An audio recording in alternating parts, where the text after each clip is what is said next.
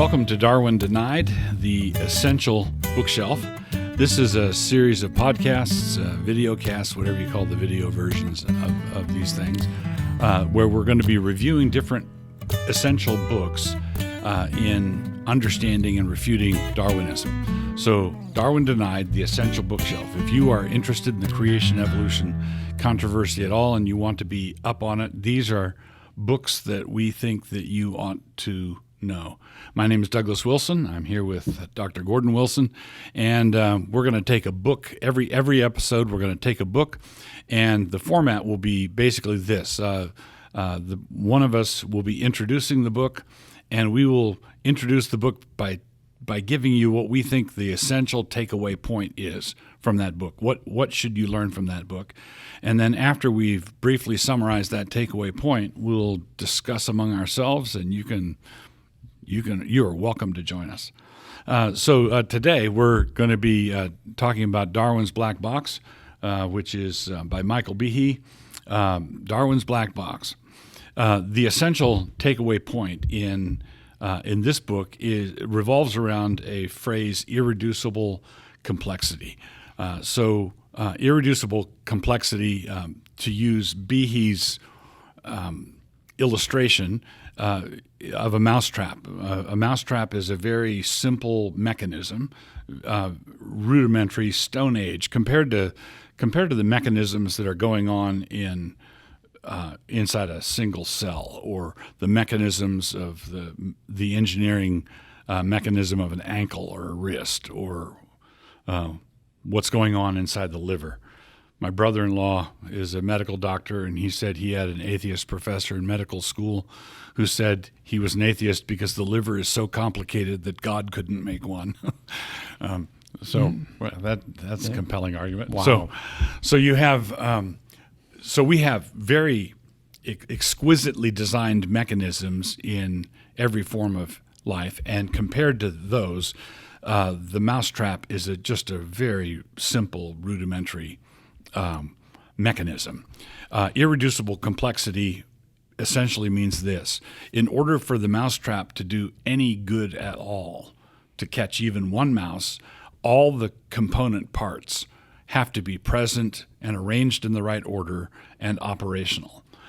You cannot, this is a mixed metaphor, but you can't evolve a little wooden platform and then that catches a few mice, and so 10,000 years later it evolves a spring, and then it catches a few more mice, and then 100,000 years later it evolves a lever, and then it really starts catching mice.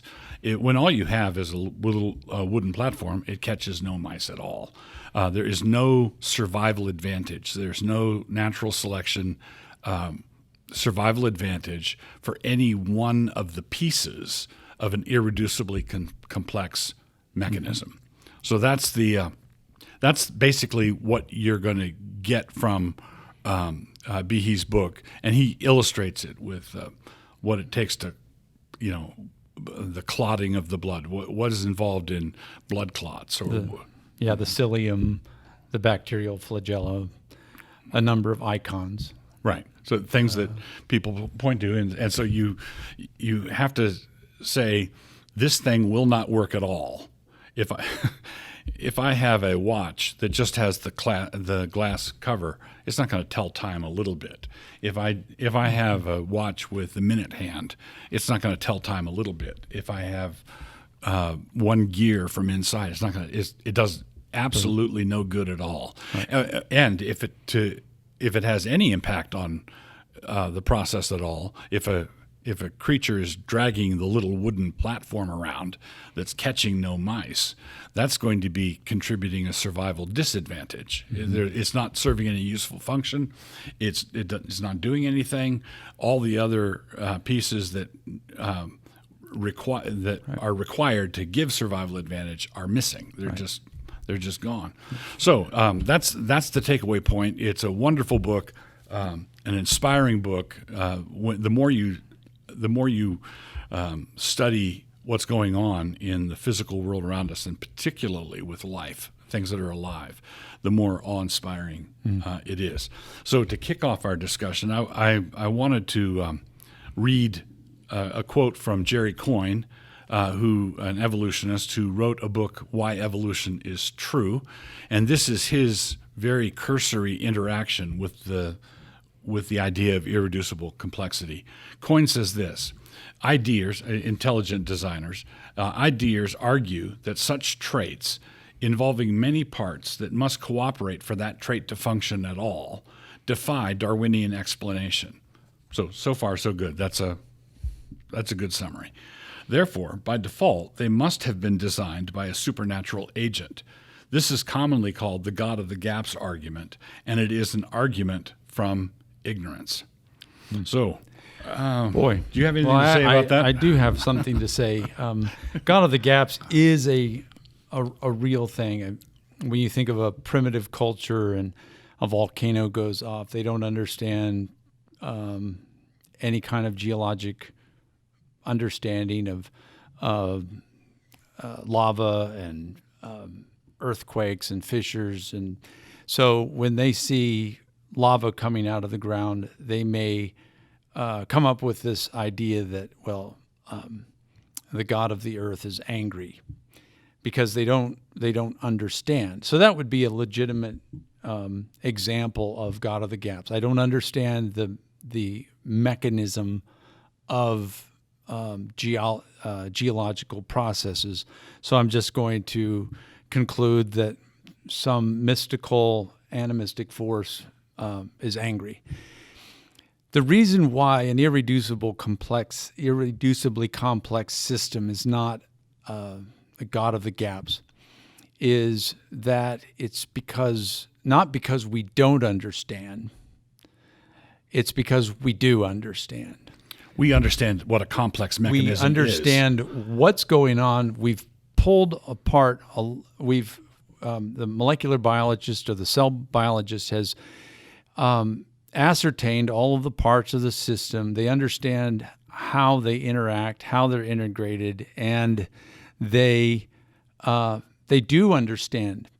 They understand it so well that they realize that no naturalistic process can account for it.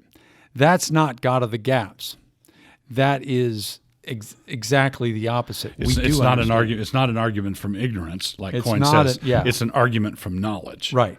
And you can come up with, the naturalist has tried to answer Behe by saying that, okay, well, it's not irreducible because there are other functions for some of these component pieces. Behe is not saying that there isn't necessarily a function for some of the components, other components. He is saying that that particular system cannot work until all of the pieces are put together in a certain way, in the right quantities. It's not just about the actual parts and making sure all of those parts are the right shape to interact with each other. You've got to assemble it properly. If you were in a mousetrap factory, all of the parts might be there, but that doesn't make those parts actually assemble themselves. So you've got information. There needs to be some kind of rudimentary blueprint to cut the wood to a certain dimensions and all of the springs and there's a lot of information in all of the component parts. But there's another level of information, which is the assembly instructions on how those parts are put together. And in what order? In what order?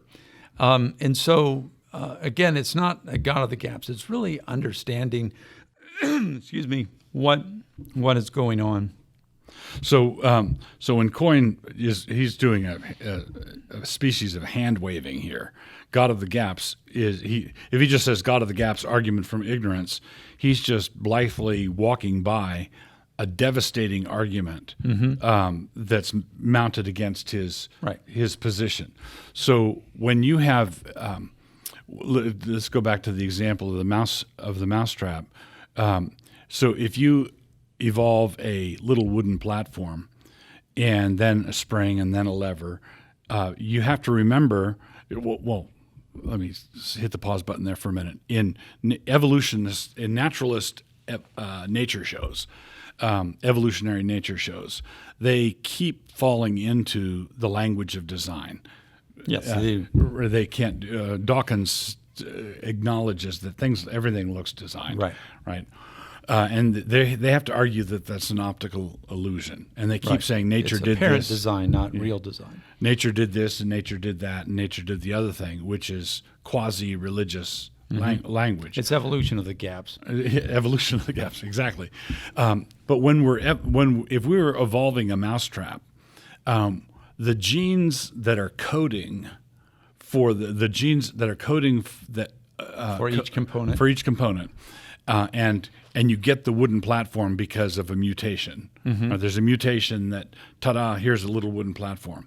The code that is causing the platform to come into existence is unaware of the existence of wood, the existence of mice, the existence of mechanisms. It's all accident. It's pure, sheer, random accident. Right. So the genes that code for eyesight. So what do you call a partially evolved eyeball? Well, blind.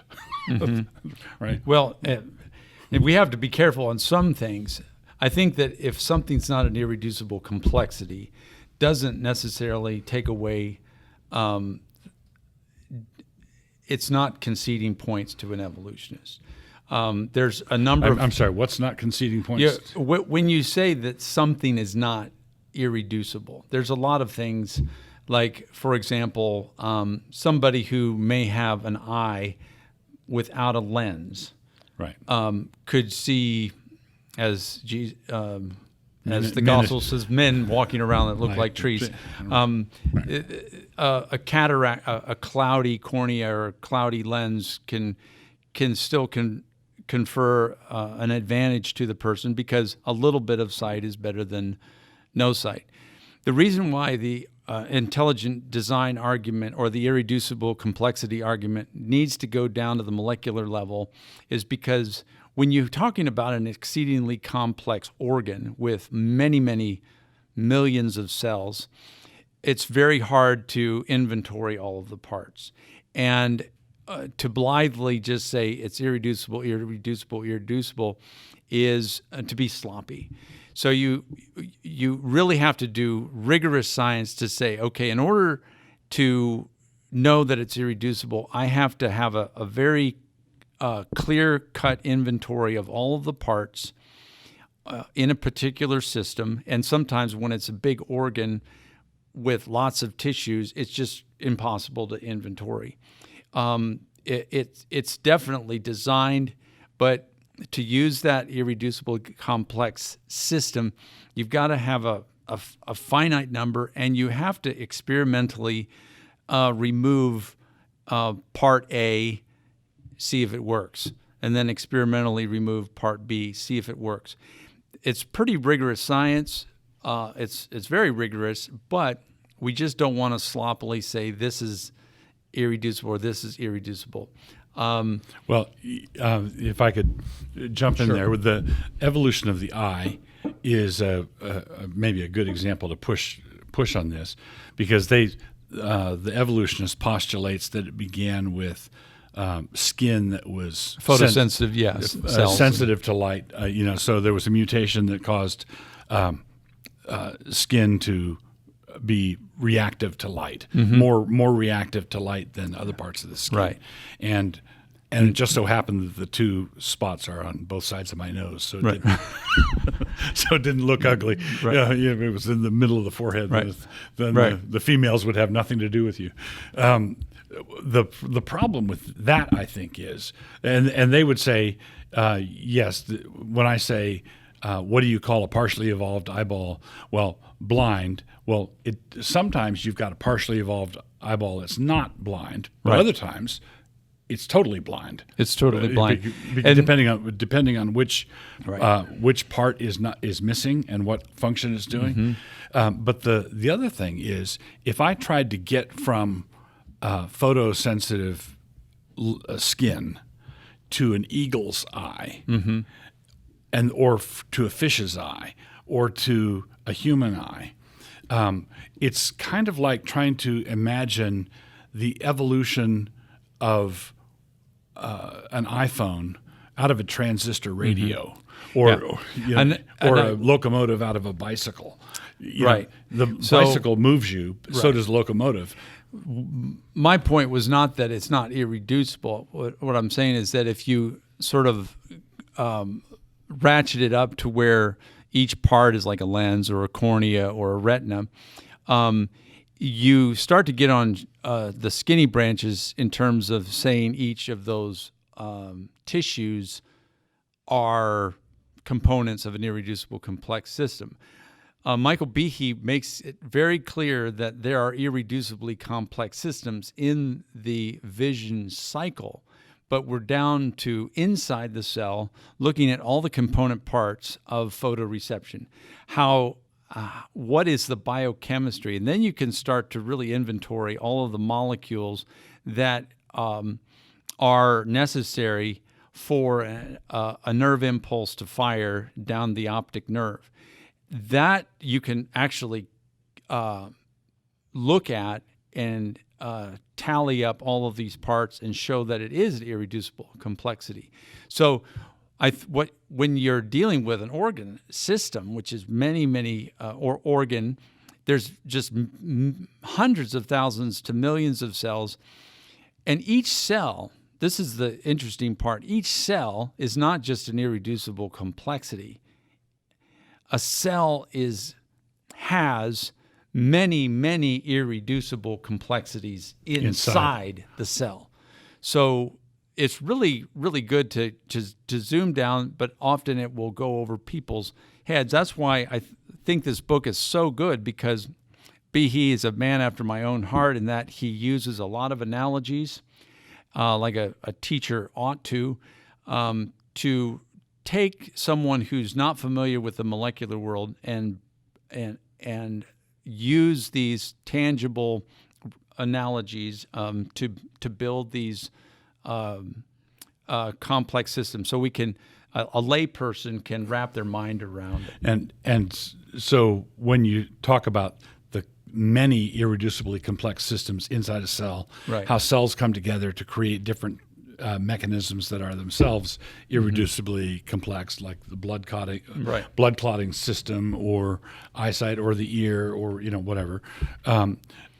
It's like trying to imagine yourself winning Powerball every 10 minutes. The probabilities are. What are the odds? And so you can imagine a world in which a little wooden platform conferred some survival advantage. Right. And maybe in another critter, the spring by itself conferred some survival advantage. And you could imagine how photosensitive skin would do that, or an eyeball that saw things fuzzily. Right. Like we don't see things as sharply as an eagle does. Right. And we have, our eyes give us survival advantage, not as much as if we could see like an eagle. But the the genes that are coding for these things, they don't know that the optic nerve is supposed to connect to the brain. They don't know not to grow the optic nerve out of the side of your head. And how do you get this burst of impulses that are coursing down an optic nerve, arrive at the occipital lobe of the brain, and actually this pattern of impulses that hits this part of the brain actually produces an image in the brain, which is perceived. And it's when you look at the complexity of biology, even at the most elementary level or at the undergraduate level biology, it's over the top complex. And yet the evolutionists will keep on studying it, very firmly entrenched in their notion that some flavor of Darwinism is true, that naturalism is true. They keep unveiling more and more. It doesn't get simpler and simpler. It always gets more and more complex, beyond what I ever need to teach to my sophomores. It gets more and more and more complex, and yet they blithely continue to say it just happen. Not only that, but and I don't want to stop me if I'm going to get into one of the books we're going to treat later. Sure. But not only so, but a lot of this complexity is spiritual, not non-tangible, non-physical, like information. Yeah, you can't weigh information. What color is it? Information. So if my optic nerve sends signals to my brain, your brain doesn't get heavier. Yeah, yeah. Right. Good example. And an empty thumb drive doesn't weigh less than one that has many, many files loaded onto it. Information is a very interesting phenomenon that is just sort of not very tangible. And a lot of the complexity is there in the arrangement. In the arrangement of the matter. Information. It's the same with paper and ink. You can have paper and ink, same amount of paper and ink on paper, and it can be meaningless splatter or gibberish, or it can be informational. And this is where we need to realize that DNA can be sequenced in a way that is gibberish, and it's still DNA, but it's not information. Right. And then if you order the DNA in a particular way, it codes for a particular sequence. So when you see the mouse, returning to Behe's example, when you see the mousetrap in operation, you see how it's designed to function, et cetera. But when you see the blueprints, or if someone's describing to you their invention, they just invented the mousetrap, and they're describing how it would, and first you do this and this and this and this, you can see the irreducible complexity of the idea, the invention, the patentable thing, right? The person could take the idea and patent it, and that's irreducibly complex also, and it doesn't weigh anything. It doesn't have any color. It's not in the world yet. Right. Right. Yeah. All right. So thanks for joining us. We would like you to encourage you to read Behe's book, Darwin's Black Box. We're going to return week after week discussing different books that pertain to the whole question of creation and evolution. Most of them are going to be written by critics of evolution, and usually Christian critics, but not always. Sometimes secular critics of evolution, and sometimes we'll touch on a book that was not written as intending to be aimed at evolution, but it has that effect anyway. So thank you for joining us. Thanks. My name's Courtney Skeen. My name is Tim Clemens. Curtis Spencer. Emily Davis. I'm Josh Clemens. My name is Gwen Burrow, and I graduated in 2010. I've been working as a writer, editor, and event planner. And I'm currently working as an account manager. Engineering company and cybersecurity. Computer programmer and data engineer. It's a financial planning company. I work for a small tech company here in Moscow, Idaho. That's actually one of the best things I've ever taken away from NSA is how to learn, how to study. I had never had to push myself that hard, ever. And I clearly needed it, especially at age 23. I was capable of more than the college I had been going to and what it demanded of me. So I needed the push in the languages, the push in deadlines, and then the challenge of the grading system itself. It was all amazing. Being able to be interested in anything and everything, and being willing and able to go out and research it all the way down to the ground. Having all of those skills and the understanding of people and understanding of how to communicate opens up a lot of job opportunities. You think of yourself now, and then in 4 years' time, what do you want yourself to look like? And is the education that you're considering going to help you get to that place? When you're a student, you want to become like your teacher. You're going to become like your teacher. And so you want to be studying under people who you know you want to become. And looking at NSA beforehand, I knew I wanted to become like the men who are teaching here. Fireman, husband, father, doctor, no matter where you want to go, NSA is just such good preparation for the person that you want to be. If you want to be an effective Christian, you need to be able to lead and shape culture. If you want to do that, no matter what your occupation is, you need to shape yourself, prepare yourself as a person for that job. And liberal arts is, I think, the best education you can have for that.